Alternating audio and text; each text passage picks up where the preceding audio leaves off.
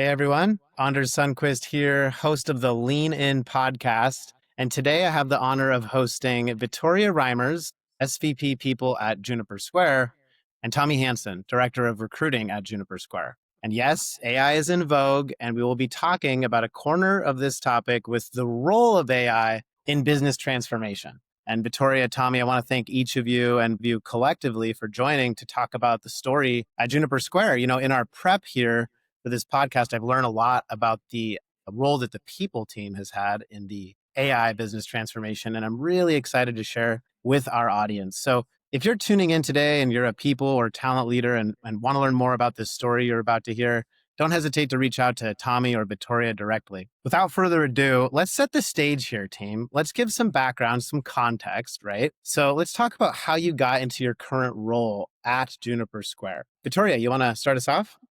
Sure. Thank you, Anders. It's great to be here, and I'm looking forward to our discussion. So my name is Vittoria Reimers. I'm the SVP of People at Juniper Square. For a little bit of context, Juniper Square is an almost 900-person company focused on delivering software and services to investment managers. We are on a mission to radically transform the private markets by making them more efficient, transparent, and accessible. We currently operate in the US, Canada, India, and Luxembourg. In my role, I have purview over people operations, comp and ben, talent acquisition, people analytics, facilities, and the people business partner function. I would say that my journey into people was perhaps an unconventional one. So my background is mostly in operations. I started my career, in traditional finance, first in investment banking, then asset management. I went to business school, and as I was coming out of business school, fintech was really kind of blowing up as an industry, and in particular, the online lending community or online lending industries. I moved out to San Francisco wanting to be a part of that. I'd spent some time in the more kind of traditional financial services. My last job prior to business school was as kind of an asset manager to the US Treasury, focused on the TARP funds at the time, which were the government bailout funds. And I saw in the fintech industry an opportunity to fundamentally change how our economy worked. So that's what attracted me to it. Over the next 10 years, I spent my time at my prior company and then Juniper Square really in operational roles. And I joined Juniper Square to build out what is today known as our fund administration team. So I'm very much a builder at heart. And I think that's a lot of what drew me to the people role. So 4.5 years into my tenure at Juniper Square, the CEO approached me about the opportunity to build out, or not build out because it already existed, but lead the people team. Right. And I was really excited by the opportunity to work with a phenomenal team, to be able to interact with every function within the organization. But most importantly, I saw in the people team an opportunity and potential for the function to be a truly strategic function within the organization. And I really wanted to be a part of that. I would lead that for the organization. And that has really been our focus over the last, call it, almost 3 years. Excellent. Thanks for the background. Yeah, and definitely a pattern that I'm seeing is people and recruiting leaders. Tommy, we'll get to you in a second of your career journey into the director of recruiting role at Juniper Square, but coming from ops backgrounds. And also the domain alignment in your career, Vittoria, it's exciting to see you leading the charge and the people team at Juniper Square. So welcome. And Tommy, give us your journey, your background story into the role you're currently in. Thank you. It's always fun to hear Victoria's story because I came on board at Juniper Square shortly after she came on board, starting to build out the fund administration team. And that's where we first got to start partnering together. So it's been a fun journey together. My background actually started out in executive recruiting for an agency that specialized in accounting and finance. And this was all the way up to the CFO level for small little startups, all the way up to Fortune 100 companies. And it was a full cycle recruiting. So I'd bring in new clients and do kind of the business development side of it, while also meeting with candidates and hopefully helping kind of match the two. It was very exciting and did that for a few years, found a ton of success, built my foundation in recruiting there, and then had the opportunity through my personal life to move down to Austin, Texas. And this was before remote work and all of that. So It really did require that I rethink my career. And all of my relationships that I had from executive recruiting were pretty specific to the Midwest, the Chicago, Minneapolis area where I was living at the time. So I joined my first startup It was exactly what you would think of a startup. It was in a garage in East Austin. We worked from like picnic tables and we Right. were like in builder mode in every sense. And so I had the cool opportunity to come in and help be one of their first talent leaders to help rapidly scale up the team there. We grew to about 250 people in the year that I was there, closed our Series C, and in total had about 100 million in VC funding. And that was a fintech company. So it was really exciting to kind of take that finance background that I had and start getting into the kind of tech side of things. That startup, unfortunately, was not successful and learned a lot going through that journey and seeing what it is like to scale up a company and then unfortunately have to start to scale it down. And one of my colleagues at the time was introduced to Juniper Square and I was a reference for her. And during that reference call, a former leader flipped me into a candidate and I got to Right. join a couple months later, which was really cool. When I joined Juniper Square, it was a pretty pivotal time. We had just closed our Series C. It was the beginning of 2020. We were probably about 100 or so employees at the time. Vittoria was just starting to build out fund administration, so we were preparing for a big transformation from that standpoint of going from just software to software and professional services. And I got to come on board when we kind of stopped using RPOs and wanted to start building an in-house recruiting team. So I had the really cool opportunity of being part of the initial small but mighty team to come in and really lay that foundation. And as the company continued to grow and scale, I've been very fortunate to be able to take on bigger roles. And over the last 2 years, with Victoria's leadership, was able to step into my role now, which is overseeing the TA function. And that was a really exciting time because it's when we started rapidly hiring over in India. So I got to see India Yeah. go from Yeah. this idea to what now soon will be over 250 incredible team members over there. So very Wow. exciting journey, lots ahead of us. So I'm sure we'll cover some of the key things here today. Absolutely. And thanks for the background, Tommy. And applause to you for your, career trajectory at Juniper Square and the impact. It's funny, in our preparation calls for this, we actually had kicked the tires on some of the other topics about global growth and the different accomplishments that you've had in the recruiting leadership role. And we ended up arriving at what I think is an appropriate topic for where the tech industry is today. And so to set the stage for everyone tuning in today about the role of AI in business transformation, Vittoria, I'd love for you to lead us off with what does an AI first culture mean in general? And then tell us at Juniper Square, what does that mean to you? Sure. So I'll provide a little bit of context here. We just made a really big external push around AI. We issued a press release a couple weeks ago around our kind of vision for what we call use.The. And in the coming weeks, we're going to release a number of products and features that are AI first from a customer standpoint. And our perspective here is that we can't be successful in doing that externally in the market with our customers. You don't have the right people infrastructure and processes and mindset internally to adopt AI in a really meaningful way. So at the end Right. of the day, we can't ask our customers to do something, change how they work, if we're not willing to do that ourselves. So there's a big kind of virtuous cycle that happens there. I would say at its most fundamental level, I think having an AI first culture is about creating a culture that is optimistic on the potential for AI as opposed to defensive about it or viewing it as a threat. There's a common trope. It's Wow. humans with AI versus humans without AI. And Right. that's something that we very much subscribe to here at Juniper Square. There's I guess, somewhat well-known individual who is a professor at Stanford and also an AI innovation expert and thought leader named Jeremy Utley. And I had the opportunity to hear him speak a couple of weeks ago at conference. And he said something that really resonated with me. And that was, I don't use AI, I work with AI. So Wow. something that we're really trying to kind of champion and push internally is this mindset of how do you treat AI as a teammate rather than as a tool. And I think that when you have that hat on and you have that approach, you view it as something that is evolving, that is growing, that can learn and adapt over time, but also where there's this really neat two-way interaction where you're kind of growing and developing together. So that's a lot of kind of our ethos and what we are trying to champion internally at Juniper Square. Something else that I would just add here, an AI first culture is also a lot about having curiosity and a growth mindset. And regardless of AI, even before AI came about, Those are two kind of qualities that we really value at Juniper Square. And I think are qualities that make people successful or help folks be successful at the company. But when you put that in the context of AI, it's Right. really about, creating a culture where people are curious about what AI can do for them and for their business, creating a culture where there is time and space and a sense of safety around experimentation. So comfort Right. around sharing your successes, failures, and your learnings. And then on a very practical level, continuously asking AI itself, how can you help me with whatever I might be doing? So having that open-mindedness to look to AI first. And Yeah. even if you don't think there's some way that AI can help, you're actually asking the question to being open to what you might learn.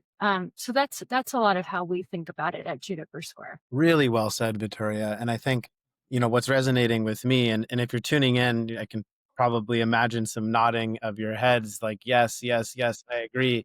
And there's often, at least what I see on social media, this fear narrative about AI replacing people or AI having a negative impact. And there's some, what I would call like sensationalistic information about what AI might mean for an AI first culture company. And what I'm hearing you say is it's this internal narrative and a mindset shift to adopt AI as almost a colleague with a sense of curiosity to learn, to grow as a person, as a personal individual's efforts, almost like an individual L&D program to adopt AI to be more efficient. And that being led by the people team, it makes perfect sense. So this leads us to this vision, right, of empowering employees with AI to drive business outcomes and growth. So say more about what this vision might look like at Juniper Square. Today it sounds like it's the early days. It's the early stages of an AI business transformation. What's the vision of the destination model? Yeah, this is something, it is early days, but we've done quite a bit here, and it's something that we are really excited about and proud of. And the people team has a,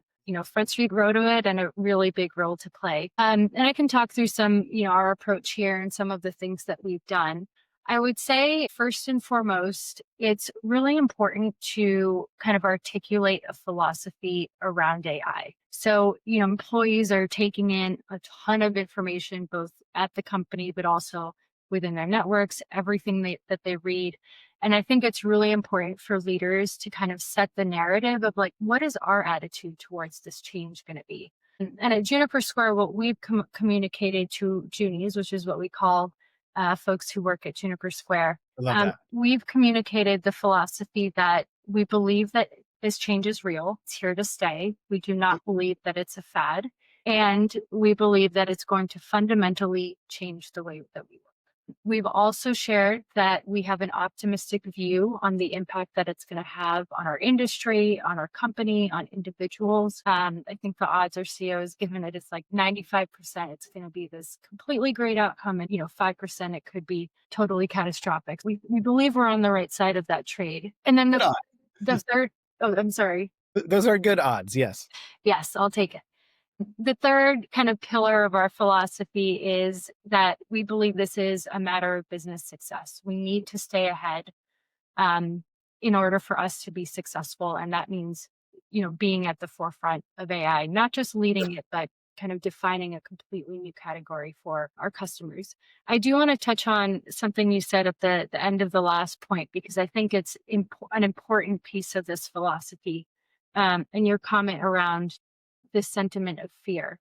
Mhm. And I think it's really important for leaders to acknowledge that, because that is a very real feeling. And it's, I think, really easy to understand how folks might be feeling that way, even if, we don't believe that that's going to be the outcome. So in the philosophy, in the communications around AI, I think it's really powerful to connect on that human level and to acknowledge there might be some fear, but also open it up to what we've said is like, we are all learning together. So how can we build the tools, the systems, the processes for us Mhm. to go through this together as an organization? So that's kind of the first bit. I think from there, our next, action or kind of piece of thinking was, how do we create a sense of urgency with this? Because as you see with AI model development, like it is just, you wake up the next day and it's a different world.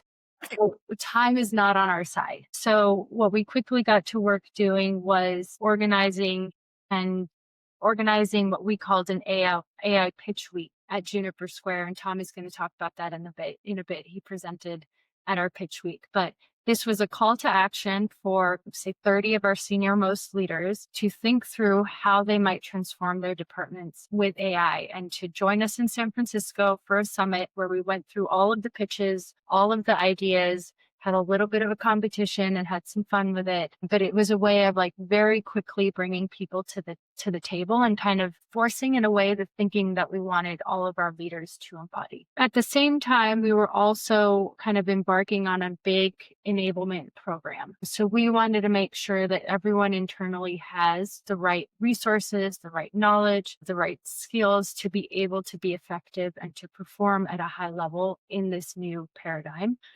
So we launched a bunch of peer-to-peer learning sessions on AI. We've done 4 so far. So we did an intro to AI. We did one on Gemini, which is our business approved AI tool. We did one on prompting, but we did a really neat one on career development led by our people business partners. That was very highly rated and effective. And then we did one on building custom gems. And what I really liked about this was that it was peer-to-peer led. So we had Junies presenting the topics. And what that did was it made it a safer space for folks to kind of ask questions, but it also created an environment where the presenters knew the context in which team members were coming from and could make sure that the content was relevant to the work that we do every day. So Go ahead.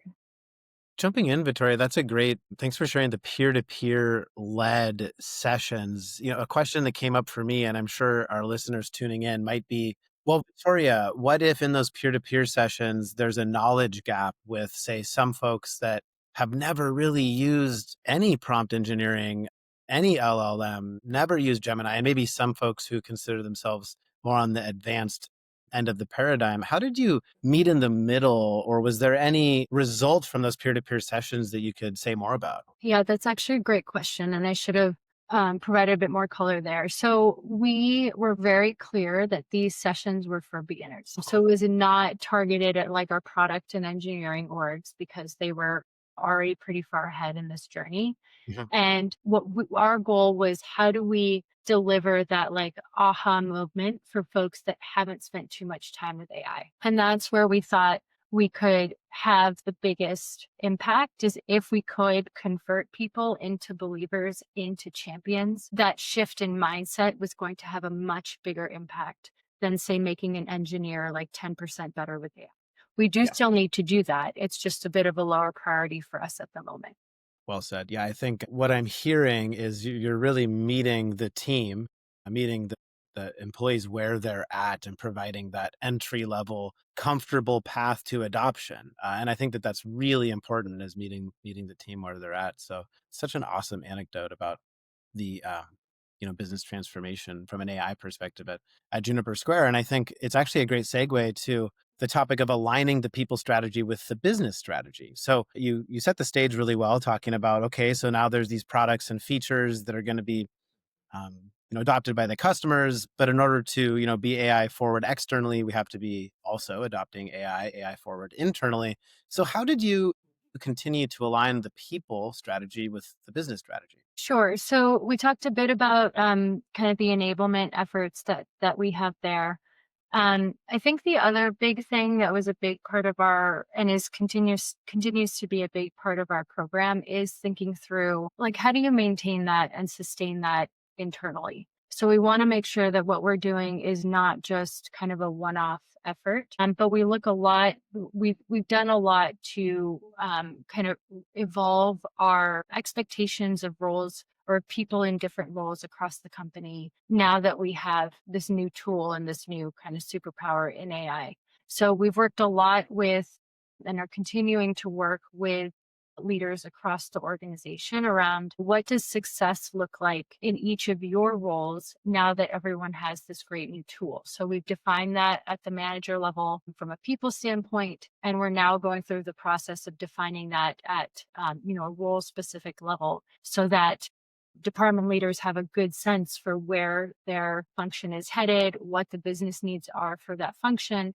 And now we're kind of helping people along that journey in terms of their own individual performance to help them know what success looks like as the business is headed in this new direction. Well said. So it's literally down to a role by role specific level. There's almost, let's say, evolving SLAs as to what that will look like in terms of AI adoption per role. Yeah, and that can vary, it can vary widely by role and by level. So that's kind of what we're working through at the moment is how do we define that and just give that clarity to our team members.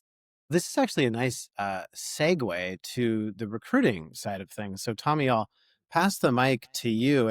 But before we talk about AI Pitch Week, which Vittoria foreshadowed, want to hear a little bit more about, on the recruiting side when we're talking about this is kind of a curveball question, but I'm thinking of the job description specific requirements. It sounds like there's almost requiring a rewrite of job descriptions across the organization to include AI fluency, AI curiosity, or some level of AI, whether you're on the recruiting team or software engineering. Is that something you want to say more about? Yeah, absolutely.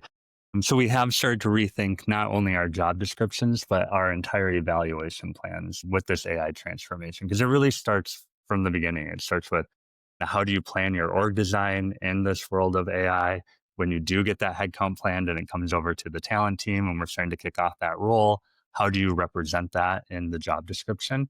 We're really big and we're working on a few things on this that will roll out over the next quarter, but you have to be very transparent on this, right? Like Vittoria did a wonderful job of painting the picture of what does it look like to work at Juniper Square with this AI transformation. We now need to make that outward facing. So anyone that is coming to Juniper Square curious about a job here, right away will know this is a very AI centric company. And if you want to work here, you have to want to be a part of that journey. And, if that isn't something that is aligned, then like maybe this isn't the right place for you. And I think there's a right way to like message that in a way that really sets up that candidate for success as they explore the opportunity. So you kind of take that and you think about career page, job descriptions, all of that. And then you have to take it a step further into your eval plan. And so my team now for over a quarter, one of the key things that we test for in the recruiter screen is their AI mindset. And this is for any role across Juniper Square to ensure that they understand who we are and that they align to wanting to be on that side of AI. They're eager to learn and evolve as everything continues to evolve with AI. No one really knows where it's going, but we're all like excited to go on that journey together here. Yeah. And then you have to make sure the hiring manager is prepared to talk through that you have it in your, virtual panel interviews. And so you're testing it each step along the way. And that's going to vary by role, by kind of core function. But we're really deeply embedding it in every single step of Juniper Square, from exploring us on our website to, your long-term journey of working here. Well said. And I think if you're tuning in, I just heard some extremely valuable information. If you're curious about new opportunities passively or actively at Juniper Square or anywhere in the tech industry, this is a pattern I hear, as the host of this podcast and approaching 60 episodes, is adopt AI, be curious about AI, experiment with AI, and have anecdotes about how you've used it either personally or professionally, with data to support that, but certainly with AI fluency on your LinkedIn and on your resume, I would say is starting to become a core requirement. So if you're tuning in and want to separate yourself from other applicants, that's a good place to start. So Tommy, want to unpack more about the AI Pitch Week. When I first heard this anecdote, I was fired up about it. And I'm grateful we have a chance to unpack a bit about it today on the podcast. And Vittoria set the stage a little bit about what AI Pitch Week looked like at Juniper Square. So do you want to walk us through, your anecdote, this kind of Shark Tank format as you were leading the pitch for the recruiting side? Absolutely. Yeah. I get so excited to talk about this. So AI, big transformation. Everyone's journey is different, but you have to have fun along the way. So I love how our leadership team came up with this concept. And I still remember the kickoff meeting and they said, we are going to completely transform the way we operate using AI. And like Victoria said, we're very driven to ensure that every Junie is on the side of having AI. So as we figure out where does this go, how do careers evolve, our Junies will have that skill to take with them as they rise up through Juniper Square or along their career journey. And so coming into the kickoff meeting, it was really around how is each functional leader going to like completely transform the way that their function operates using AI. And that's a long step, right? Like there's a lot of milestones along the way to get there. But to kick it off, find a tool that you believe will move the needle the furthest, and then pitch that in this style Shark Tank. And all the sharks were our executives. Victoria was quite the shark in there. But it was such a fun way to do it. And while the summit was really fun, what I learned a lot through that journey was the meetings leading up to it. So every week for probably more than a quarter ahead of that, we met as a leadership team to kind of talk through some of the best practices. What are you learning? What questions do you have? So you're able to kind of collectively come together as a leadership team and learn what are the tools that are out there. Are there certain tools that might work for both the people team and the IT team? How do you best evaluate AI tools compared to your traditional SaaS product? And what are some of the legal things we need to think about? And so it not only kind of built this like excitement culture within leadership around this AI transformation, it started to give us all of those skills and experiences needed as we start to evaluate what is our vision and what are the tools that are out there and what ones work best now for Juniper Square, but have the most likelihood of being able to scale as we continue to scale. Because there's a ton of products. Someone in the TA community told me that like 2018, there was maybe like 120 TA tools that were out there, like talent tools. And now there's something like 553 tools used within recruiting at least. And there's a new one popping up every week. So like, where do you begin? And it taught us how to quickly go through that and figure out your starting point. So that was really, really cool. So even before that summit week, you're just starting to build this culture and these skill sets that are needed. And then we got to pitch, and the winner was getting it funded by our CEO, Alex, so that you didn't have to take the tool out of your own budget, which was really cool. And yeah, it was, I remember that day, we did all the pitches in one day. The energy was super high. Everyone had, I think it was, oh gosh, I have to remember, maybe it was less than 10 minutes or so for each person to be able to pitch. You got to like kind of see all the different ways that the company is thinking about that transformation. And now that we're, quite a bit time has passed since then, you're seeing all these tools be implemented. And we actually in 3 weeks will be implementing the one that I pitched, which was really cool. And I hope will be incredibly impactful and really transform the way that we hire. So yeah, it was just a really fun and exciting way to get things kicked off here. Yeah, I have to say, it sounds like a very creative and fun and collaborative way to drive almost instant change and energy in an organization. Whoever came up with that idea at Juniper Square, tip of the hat. And then, having Shark Tank host type pitches just sounds genuinely fun. And so, Victoria, were you one of the judging Shark Tank evaluators? I sure was. Wow. Okay. So a little bit of either, what is it, Lori or Barbara that's on the show? I don't know which one it is.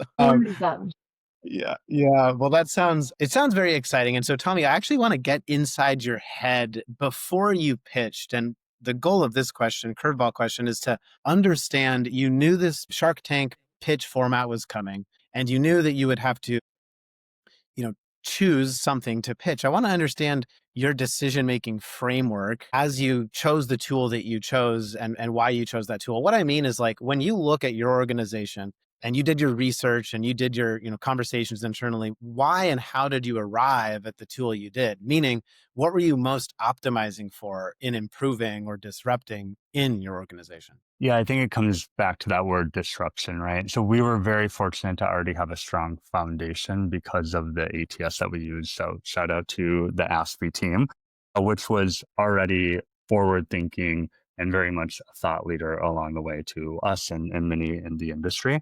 So I knew that if I was going to pitch something, we already had ASPE. So like what in partnership with ASPE that we already have that foundation is going to move the needle the furthest. And this is, you have to think about it from a lot of different angles. Like right now, I feel like there's a lot of crowded tools around top of funnel. Yeah. especially around sourcing, and then how do you schedule these people, especially at like higher volumes, which is very impactful. That would be a great efficiency driver for the recruiting team, right? But we wanted to challenge people to think more broadly. So how are you transforming your function to drive bigger outcomes for Juniper Square more broadly than that? So I wanted to start a little bit kind of bigger than just the recruiting team. And the one in full transparency that I ended up pitching and that we're implementing is Bright Hire. And the reason why I landed on Bright Hire was we've been scaling a lot. We are at 340 hires this fiscal year already for us. And Congrats. A thank good you. milestone. Yeah. We did 302 hires all of last year, and we basically did that amount here in 7 months. So you think about that, that's a lot of work for the people team, but that's a huge amount of work and investment for the entire company. So when you're hiring at that volume, what could we implement here that would impact all of them? Because if we can free up some time for our engineering team, how much more productive are they going to get, especially with Yeah. the AI they're bringing on? For our CS customer success team, the time back that they have is time with customers. For our fund administration team, that's time to think about how they're transforming their workflows using Juni AI. Uh, we really wanted to think about it more broadly there. And so Bright Hire ended up definitely checking a lot of those boxes. And Bright Hire also helps from the planning phase. So, when you're hiring rapidly, the time from a role getting approved to a time getting kicked off, that can slow you down. And time is money, time is innovation. And so we were even thinking, how could we cut that down? So it's not just about like the note taker and Right. being able to, minimize the time people spend writing their feedback forms. It was much bigger than that. And so as we started kind of crunching the numbers, we found that last year when we did 302 hires, we had over 7,500 interviews across the company. And if you take the time saved, and at the time, Bright Hire had a stat across their few hundred Yep. customers that they averaged about 15 minutes in savings per interview, you're Yep. starting to see some real time savings just on one aspect of everything that I'm talking about. And so we're just really able to back into those numbers and really see how it would make us more efficient. It would really help kind of bring our entire recruiting process into a step forward into being more AI centric. But Yeah. the other thing with these tools is you get a ton of data and a ton of insights that also improve your ability to make more informed decisions and to be able to increase your quality of hire. And so when you kind of pair all of those, it became pretty clear for us. And then kind of going back to how do you evaluate these tools, something I learned early on from our kind of kickoff meetings was to really focus on the roadmap. Where is the Mhm. company going? So where are they today and where are they investing over the next, call it 12 to 18 months? And through that, I started to discover what the Bright Hire team was developing and got even more excited. And I was able to kind of paint that picture for our team as well. That includes things around candidate rediscovery within your Yeah. ATS. They just announced it now, but they're coming out with their AI interviewer and what that will look like. Signals to help with fraud as we're seeing that go up with Yes. the AI Yes. transformation. And so through that was able to really discover that Bright Hire was the right tool for us. And we're really excited to get started with it now. Yeah, well said. And if you're tuning in, or if you've tuned in for some time to the Lean In podcast, you'll remember Ben Sesser, co-founder of Brighthire, was on the show. This is just a couple months back, and we talked about the evolution of their product and how AI is certainly changing both their product and the overall tech industry, especially talent acquisition, leadership decisions. Interview intelligence is kind of a new subcategory in terms of spend for TA tools. I would say when I started my career in recruiting, it certainly wasn't a tool that the phone book was. And when I look at the interview intelligence landscape today, Bright Hire's an excellent choice. Excited to hear how you enjoy the benefit of efficiencies there at Juniper Square, and then there's certainly others and many to evaluate across the AI TA tool landscape. So definitely must have been a heavy lift as you arrived at that final decision, Tommy. And want to kind of guide us now towards when you're choosing to implement a new tool or make a decision as a talent or people leader, how you're partnering with other teams, especially like legal or even procurement might be something we could curveball Oh, question. But let's talk about how you partner with other teams like legal to stay ahead of some of the laws and the changing landscape as it relates to AI. Say more about this, Tommy. Yeah, there's been a ton of learnings, and it really is a cross-functional team effort. So your best friends should be your finance team, your procurement team, your legal Yes. team, your biz ops team. And through this kind of AI pitch week, we all came together and we had their support along the way. And we also got to hear what they were pitching, which was really cool too. So I think a couple of things come to mind here. One is really thinking about what is your vision. So if I were to go back and to maybe paint the picture for you and our listeners a little bit more, when we did this AI pitch week, we had just Ashby in their AI tool. Mm. Fast forward, by the end of December, we'll likely have 4 tools that are AI first tools. So this has Wow. been a big transformation for us. And I've been very fortunate to have the support of Vittoria and our executive leadership team to say, go transform it. And we're here to support you along the way, but really gave me and my team that freedom to create that vision to present to them. And we made a ton of progress here. Now, right away, I was so excited, especially coming out of AI Demo Week, because I got to hear what everyone else was doing. I saw all Yeah. these different tools that were out there. I connected with my network. I met with procurement and legal to kind of Yeah. understand what were some of the things I needed to be careful about. And suddenly I had a bunch of tools I just wanted to jump in and implement it all. And I kind of looking back, if there's one key lesson and one recommendation I'd have for anyone that's listening that's earlier in their journey, is start with your AI vision and your AI principles. What do you want this to look like? And then work even more backwards from there, because it's very easy to quickly jump in and want the intelligence AI platforms like BrightHire, to wanting a new sourcing tool Yeah. that is like the hottest one that's out there, to Yeah. Shiny ball. incredible workforce planning tools like Team Ohana that we're implementing Yeah. now. But when you have it all rooted in kind of that vision and that principles, I think that really helps. And we're doing that work right now. So that's kind of how I started to really learn that. I wish I had done that a little bit sooner. And then when you have that vision and that principle is even more clearly defined than what we have, then you can really articulate that with your biz ops team, your procurement team, your legal team, to start to really understand what are some of the hurdles that are going to occur along the way. Because there will be. We said it multiple times on this episode, like we don't know where this is going. Things are changing. Right before this, I was on with legal and kind of catching up on the newest regulations and laws coming out. We meet with him bi-weekly at this point to get Wow. updates on everything, because it's just changing so rapidly. And so when you have that vision and all that, you can more clearly all work together towards that. Well said. And as you mentioned, it's about those relationships and having fun with it. And I'm hearing that you've certainly had fun along the way. The Shark Tank pitch format was definitely a fun project to kind of lead this transformation. And it's been, Vittoria, I'm going to pass the mic over to you. It's been across every org in the company, but especially want to unpack a bit more about people ops and people business partners. I want to hear you say a little bit more about the applications in people ops. And then we're going to kind of unpack, it's going to be an important topic, the word like hallucinations and some of the, let's call it, say downsides or things you have to be cautious about as it relates to AI and handling AIs. But first, start us out with the applications on the PvP side of things. Sure. I mean, I think recruiting, given how operational it is probably the area that gets the most attention when it comes to AI applications. And certainly everything you just heard from Tommy, that's where we're doing kind of the most within the people function. But that being said, there are a number of different applications across business partner, people analytics, people operations. One thing we did this year was when we announced the launch of our performance review cycle, we very explicitly in our communications to the company said that people should be using AI. And it wasn't an obvious decision, because you can imagine maybe team members feeling like, oh, is my manager just going to use AI to write my performance review? And how will I know that it's actually what my manager thinks? But we considered that, we talked through it, and on balance, we decided that it was the right communication to make, along with the right guidance on how to use AI performance reviews. And we got a lot of really positive feedback from that. We had a ton of outreach from folks who, I'm sure we're not alone in getting feedback that the review cycle is too long.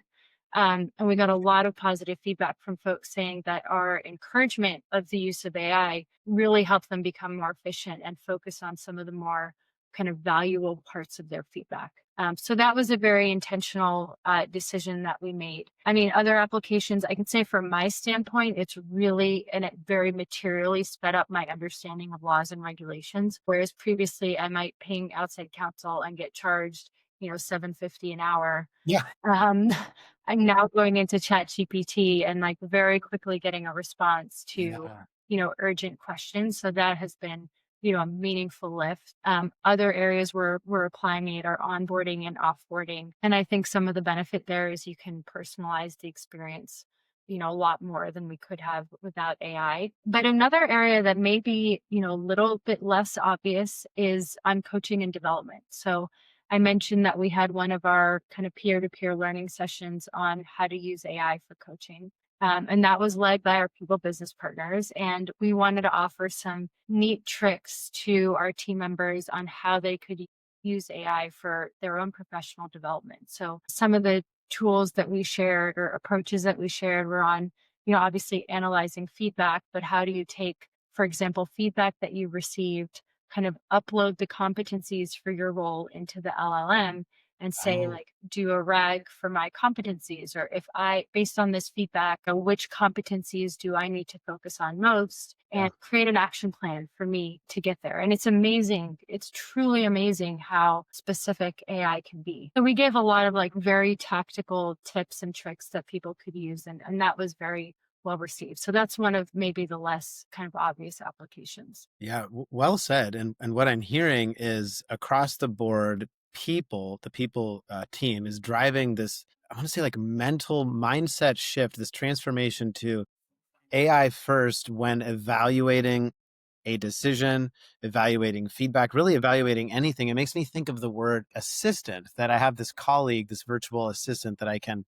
ask a question first. And there's this reduction in latency to information exchange. Like you just mentioned, saving $750, billable hours by going to an approved LLM and asking a question and getting information much faster and much more affordably. And it makes me think of this mindset shift that really all white collar workers are going through, some slower than others if it's not led by an organization like Juniper Square is doing. And so one thing I want to hone in on this topic as we come to some of the closing topics of the podcast and talk about the word hallucination first. It'd be nice, Vittoria, if you could actually define that or explain more. Some people, I think, hear that and might not know what to be aware of when working with AI. And so, if you could maybe define that as it relates to Juniper Square, like handling hallucinations, what is that? And why should the audience be aware of hallucinations? Yeah, so at a very high level, hallucination happens when an LLM generates something that is incorrect. Yeah. And, LLMs are not perfect. They're in development. They, don't really have judgment in the way that a human does. So this is somewhat expected, but it's not something to be discouraged by. It's just, a risk to mitigate. And it's important to know about this because it really just, I think kind of reinforces the fact that you can't just take whatever the LLM spits out and assume that it's, factual or completely rely on it. So, we've kind of made clear internally that individual employees, team members are responsible for the output. Leverage AI, use it, go wild. But at the end of the day, you are responsible for your work Yes. product. So I think, making that very clear, we have this term like AI slop Yeah. internally when it probably sounds like you're familiar with it, but that's Yeah. when someone just like, you know, blindly takes whatever AI produces and, passes it on to the next person. And we really seek to avoid that and make sure that we're not rewarding that in any way. I can say from my own experience, the way that I test this is I check the work of the LLM. Like if I'm asking them to do an LLM to do something, I will check the work.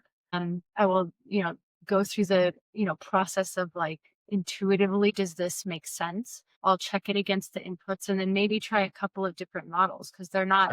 Sure. they're not That's all right. the same. Yeah. Exactly. Some models are good for things that other models aren't good for. So you do have to be hyper aware of it. It is some additional work. But at the end of the day, the great thing is like you can give the LLM feedback Yeah. and know that it's going to get better. Yeah.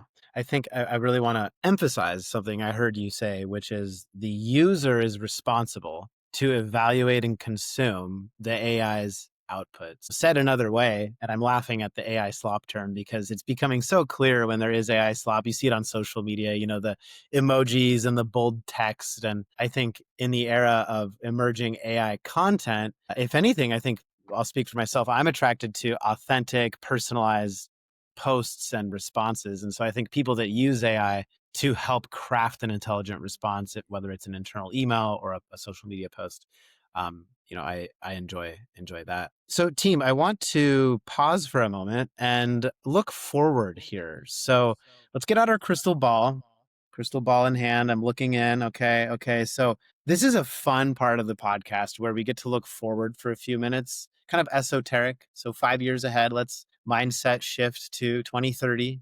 The world, don't know what it'll look like, but things are changing fast. So things could drastically change. But I'd be curious to learn your personal opinions, Tommy and Vittoria, on where the tech industry and the people industry, will be in 5 years. And you can take this answer any direction you want, but it's fun to look forward when things are changing so quickly. So, Tommy, let's start with you. Where do you see the tech and the recruiting industry 5 years? I mean, it's so exciting, right? In like 5 years, like it's hard to predict 18 months from now, right? Let alone 5 years. But I think there's a couple of things that come to mind here. I think we're very much still in kind of co-pilot mode, or I really like what Vittoria said at the beginning from that professor on, like, I don't use AI, I work with AI, right? So we're working with AI really as a co-pilot right now. And we all have, this PhD level intelligence at our fingertips now, which is really exciting. Where I think that's going to evolve is going somewhat more towards, or maybe by 5 years, like more to actual pilots. So you are telling your assistant that you're working with, that is AI, what you need, and it's able to more autonomously go and do that. And, as I talk to a lot of leaders right now implementing a lot of tools, there is a lot of frustration because they're implementing it and then they're like, this is a lot of work and this is broken, or well, I didn't build a really strong foundation to build this on. And now we're having a ton of issues, right? And that could lead to hallucinations and stuff that Vittoria just called out.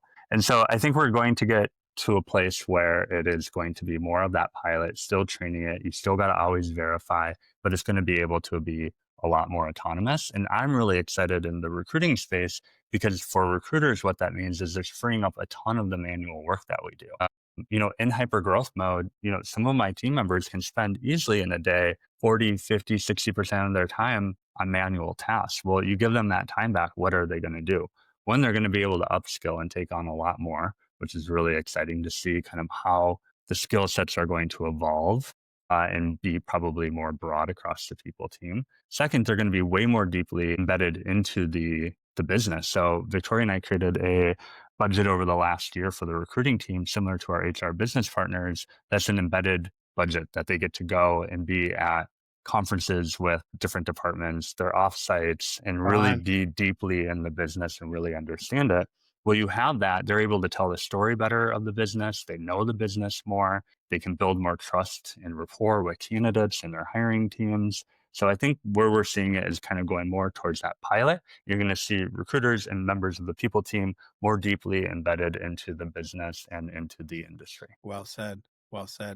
Vittoria, your thoughts? So if we fast forward years, maybe even months away, I think we'll be operating under a completely new operating model where every human has an AI co-pilot or assistant, as Tommy just said. But I also think the people team are going to be like the key architects behind that. So that's not only from like an org design. So what does that mean in terms of the teams that you're standing up and how they work with each other, how they're organized vis-a-vis one another, but also from the perspective of, all the people infrastructure that we have built for humans, we now need to think about that for agents. And then we need to think about it for like the human agent interaction. So that is a massive opportunity. The other thing that I think we're going to be seeing is a lot more personalization of the employee experience. So when you think about enablement, career development, onboarding, feedback, these are things where the value is in how specific and relevant it is to the individual. And AI unleashes, a whole new toolbox for us to be able to do that really across the organization. So that's something that I'm personally really excited about. Well said. Yeah, I love what Victoria's forecast. Go ahead, Tommy.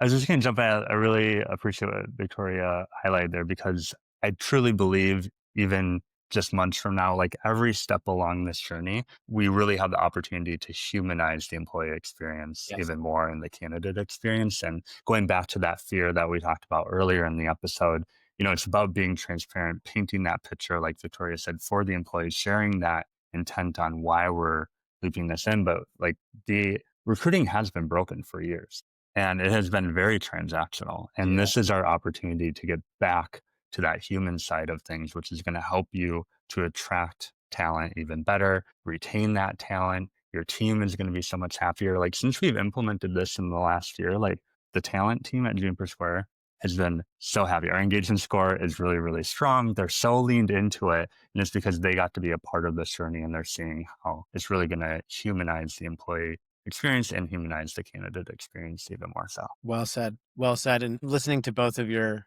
crystal ball forecasts, I strongly agree. And I have my own word resonating in my mind of relationships. And I've seen firsthand how AI can certainly reduce or remove almost all manual tasks and can be really functional with taking or giving time back to an employee, no matter what part of the organization that they're in. And what I hear is that, in the future, I like Vittoria, and Tommy, you both touched on how we'll have these almost full co-pilots at our fingertips at all times. And I think that it will be embedded in every fabric of our professional and personal lives, from purchasing flights, say, for travel, to, say, a recruiter. Almost end-to-end automation will be available. But at the end of the day, I think it will allow us to have stronger, more meaningful relationships. And I think that there will be a premium for people that have powerful networks and the ability to tell a story and work with people. That's my hope, is that it can actually improve our interpersonal communication. Um, and 5 years from now, we'll see if it's then or sooner if that happens. I'm of the utopian mindset. I'm of the optimistic mindset. Bringing us back to the top of the show, Vittoria and Tommy, you both touched on that being part of the Juniper Square AI transformation. I love it. I'm cheering you on from the sidelines. And my closing thoughts, I want to say genuinely thank you for joining the Lean In podcast today. We've had a really dense conversation, a lot of great information. Again, if you're tuning in and want to learn more, feel free to contact Tommy and Vittoria about anything that they commented on. Want to say thanks again for your time, Tommy, Vittoria. Any signing off comments? Thank you. This was a lot of fun. Thank you. This was a ton of fun, and really excited to see where things go. I think it's conversations like this that are going to really bring us together as a community as we all figure out this new world of AI together. Well said. Take care, everyone. Until next episode. Bye.